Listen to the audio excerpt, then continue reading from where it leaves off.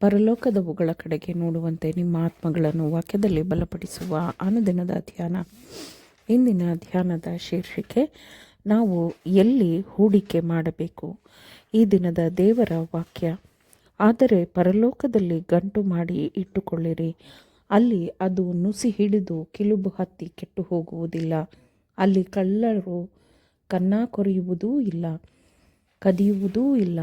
ನಿನ್ನ ಗಂಟು ಇದ್ದಲ್ಲಿಯೇ ನಿನ್ನ ಮನಸ್ಸು ಇರುವುದಷ್ಟೇ. ಮತ್ತಾಯ 6ನೇ ಅಧ್ಯಾಯ 20 ಮತ್ತು 21ನೇ ವಚನಗಳು. ಹಣಕಾಸಿನ ವಿಚಾರಗಳು, ಹೂಡಿಕೆಗಳು ಇವು ಆತ್ಮಗಳನ್ನು ತನ್ನ ಬಲೆಗೆ ಬೀಳಿಸಿಕೊಳ್ಳಲು ಸೈತಾನನು ಇಟ್ಟಿರುವ ಬಲೆಗಳಾಗಿವೆ. ಎಲ್ಲ ವ್ಯಾಪಾರ ವ್ಯವಹಾರಗಳಲ್ಲಿ ಮನುಷ್ಯನಿಗಿರುವ ಏಕೈಕ ರಕ್ಷಣೆ ಎಂದರೆ ಅದು ದೇವರ ಪ್ರೀತಿ ಮತ್ತು ದೇವರ ಮೇಲಿನ ಭಯಭಕ್ತಿಯಾಗಿದೆ. ಭೂಮಿಯನ್ನು ನಾಶ ಮಾಡಿದ ಪ್ರಳಯಕ್ಕೂ ಮುಂಚೆ ಇದ್ದ ನೈತಿಕ ಭ್ರಷ್ಟತೆ, ಪರಲೋಕದಿಂದ ಬಂದ ಬೆಂಕಿಯು ಸೊದೋಮನ್ನು ಅದರ ನಿವಾಸಿಗಳನ್ನು ನಾಶ ಮಾಡುವ ಮೊದಲು ಅಲ್ಲಿ ನೆಲೆಸಿದ್ದ ಭ್ರಷ್ಟತೆ, ಅದೇ ಅಪ್ರಾಮಾಣಿಕ ಆಚರಣೆಗಳು ಇಂದು ನಮ್ಮ ಜಗತ್ತಿನಲ್ಲಿ ನೆಲೆಸಿವೆ. ಕನಸಿನಲ್ಲಿ ಕಾಣುವಂತಹ ದೊಡ್ಡ ದೊಡ್ಡ ಆಸೆ ನಿರೀಕ್ಷೆಗಳ ಲಾಭದಂತಹ ವಿಷಯಗಳಿಂದ ಸೈತಾನನು ಜನರ ಮನಸ್ಸುಗಳನ್ನು ತುಂಬಿಸುತ್ತಾನೆ. ಅಂತಹ ಲಾಭದ ನಿರೀಕ್ಷೆಯಲ್ಲಿ ಸೈತಾನನಿಗೆ ಮಣಿಯುವವರು ಸುಳ್ಳು ಪ್ರಾತಿನಿಧ್ಯಗಳಿಗೆ ಮಣಿಯುತ್ತಾರೆ. ದೇವರನ್ನು ಮತ್ತು ಸತ್ಯವನ್ನು ಮರೆತು ಹೋಗುವಂತೆ ಮಾಡಲಾಗುತ್ತದೆ. ದೇವರ ಸೇವಕರು ಅಂಥ ಎಲ್ಲ ಹಣಕಾಸಿನ ವಂಚನೆಗಳಿಂದ ದೂರವಿರಬೇಕು ಎಂದು ದೇವರು ಬಯಸುತ್ತಾನೆ. ಮೊದಲ ಹೂಡಿಕೆಯನ್ನು ಯಶಸ್ವಿಗೊಳಿಸುವ ಮೂಲಕ ಸೈತಾನನು ಜನರಿಗೆ ವಂಚಿಸಿ ದಾರಿ ಮಾಡಿಕೊಡಬಹುದು. ಆದರೆ ಅಯ್ಯೋ, ಅದರ ಅಂತಿಮವಾದ ಫಲಿತಾಂಶವು ಎಷ್ಟು ಕಹಿಯಾಗಿರುತ್ತದೆ ಎಂದು ಸೈತಾನನ ತಂತ್ರಗಳಿಗೆ ಮಣಿಯುವವರಿಗೆ ತಿಳಿದಿರುವುದಿಲ್ಲ. ಕ್ರಿಸ್ತನ ಹಿಂಬಾಲಕರು ಎಂದು ಹೇಳಿಕೊಳ್ಳುವವರು ಇಂತಹ ಹಣದ ಹೂಡಿಕೆಯ ಮೊದಲ ಹಂತದಲ್ಲಿ ಯಶಸ್ವಿಯಾಗಿದ್ದರೆ ಅವನ ನಾಶವು ಬಹುತೇಕ ಖಚಿತವಾಗಿರುತ್ತದೆ. ಹೂಡಿಕೆ ಮಾಡಿದ ಎಲ್ಲ ಹಣದ ಮೇಲೆ ಹೆಚ್ಚಿನ ಶೇಕಡಾವಾರು ಹಣವನ್ನು ಹಿಂತಿರುಗಿಸುವುದಾಗಿ ಪ್ರಕಟಿಸುವ ಭರವಸೆಯ ಉದ್ಯಮ ವ್ಯವಹಾರಗಳನ್ನು ಜನರ ಮಧ್ಯದಲ್ಲಿ ಪ್ರಸ್ತುತಪಡಿಸುವುದರಿಂದ ಅನೇಕ ಅಂತಹ ಯೋಜನೆಗಳು ಹುಚ್ಚುತನವಾಗಿ ಪ್ರವೇಶ ಹೊಂದಿವೆ. ಒಳ್ಳೆಯ ಮನುಷ್ಯರು ಆಕರ್ಷಿತರಾಗುತ್ತಾರೆ ಮತ್ತು ಮೋಸ ಹೋಗುತ್ತಾರೆ. ಅಂತಹ ವಂಚನೆಯ ಹೂಡಿಕೆಗಳಿಗೆ ಪ್ರವೇಶಿಸುವ ಬದಲು ಸತ್ಯವನ್ನು ತಿಳಿದಿರುವವರು ಕೆಲವು ಸ್ಥಿರವಾದ ಪ್ರಾಮಾಣಿಕವಾದ ಉದ್ಯೋಗವನ್ನು ಕಂಡುಕೊಳ್ಳಲಿ.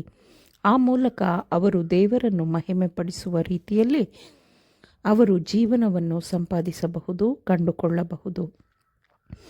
ವಂಚನೆಯ ಹಣದ ಹೂಡಿಕೆಗಳಿಗೆ ದಾಹಿಗಳಾಗಿದ್ದು ಅದನ್ನು ಪ್ರೋತ್ಸಾಹಿಸುವವರು ಸರಿಯಾದ ಮಾರ್ಗದಲ್ಲಿ ನಡೆಯಬೇಕೆಂದು ತಮಗೆ ದೇವರು ನೀಡಿದ ಬೆಳಕನ್ನು ಆರಿಸುತ್ತಾರೆ, ನಂದಿಸುತ್ತಾರೆ.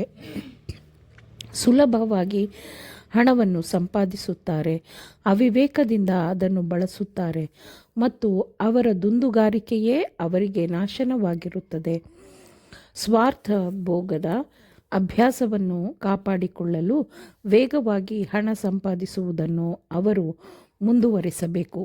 ತಮ್ಮ ದುಂದುಗಾರಿಕೆಯ ಖರ್ಚುಗಳನ್ನು ಪೂರೈಸಿಕೊಳ್ಳಲು ಸಾಕಷ್ಟು ವೇಗವಾಗಿ ಹಣ ಸಂಪಾದಿಸುವ ಅವರ ಪ್ರಯತ್ನವು ಅನೇಕರನ್ನು ಜೂಜಾಟದ ನರಕಕ್ಕೆ ಸೆಳೆಯುತ್ತದೆ. ಕರ್ತನೇ ಸ್ಪಷ್ಟವಾದ ಬೆಳಕು ಬೆಳಗಲಿ ಎಂಬುದು ಪರಲೋಕ ತಂದೆಗೆ ನನ್ನ ಪ್ರಾರ್ಥನೆಯಾಗಿದೆ. ದೇವರ ವಾಕ್ಯವನ್ನು ಎಚ್ಚರಿಕೆಯಿಂದ ಪ್ರಾರ್ಥನಾಪೂರ್ವಕವಾಗಿ ಅಧ್ಯಯನ ಮಾಡಿದರೆ ಅದು ಮನುಷ್ಯರನ್ನು ಸರಿಯಾದ ಸಮತೋಲನದಲ್ಲಿ ಇರಿಸುತ್ತದೆ. ಈ ವಾಕ್ಯಗಳಲ್ಲಿ ದೇವರ ಮಾರ್ಗಗಳನ್ನು ಸ್ಪಷ್ಟವಾಗಿ ವ್ಯಾಖ್ಯಾನಿಸಲಾಗಿದೆ. ಪ್ರಾಮಾಣಿಕತೆಯಿಂದ ವಾಕ್ಯವನ್ನು ಹುಡುಕುವ ಯಾರೂ ಕತ್ತಲೆಯಲ್ಲಿ ನಡೆಯುವುದಿಲ್ಲ. ಆದರೆ ದೇವರು ಕಳುಹಿಸುವ ಬೆಳಕನ್ನು ಪಕ್ಕಕ್ಕೆ ಸರಿಸಿ ಅದೇ ಸಮಯದಲ್ಲಿ ಅದರ ಕಿರಣದ ಬೆಳಕಿನಲ್ಲಿ ನಡೆಯುತ್ತೇವೆ ಎನ್ನುವುದು ಅಸಾಧ್ಯವಾದದ್ದು. ಕ್ರೈಸ್ತರಾಗುತ್ತೇವೆ ಎಂದರೆ ಎಲ್ಲ ವಿಷಯಗಳಲ್ಲಿಯೂ ಕ್ರೈಸ್ತರೇ ಆಗಿರಬೇಕು. ಕ್ರಿಸ್ತನ ಸದ್ಗುಣಗಳನ್ನು ಪ್ರಕಟಪಡಿಸಬೇಕು, ಆತನ ಕೆಲಸಗಳನ್ನು ಮಾಡಬೇಕು. ಯಾಕಂದರೆ ಸತ್ಯವೇ ನಮ್ಮ ರಕ್ಷಣೆಯಾಗಿದೆ. ಸತ್ಯವು ಪರಿಶುದ್ಧಾತ್ಮನ ಸಹಾಯದಿಂದ ಹೃದಯದಲ್ಲಿ ನೆಡಲ್ಪಟ್ಟರೆ ಸರಿ ಮತ್ತು ತಪ್ಪಿನ ನಡುವಿನ ವ್ಯತ್ಯಾಸವನ್ನು ಸ್ಪಷ್ಟವಾಗಿ ನೋಡಲು ಅದು ನಮಗೆ ಅನುವು ಮಾಡಿಕೊಡುತ್ತದೆ. ಆಮೇನ್.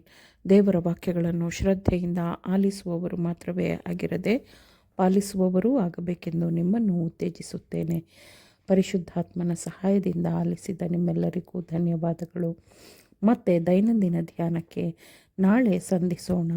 ಆಮೇನ್.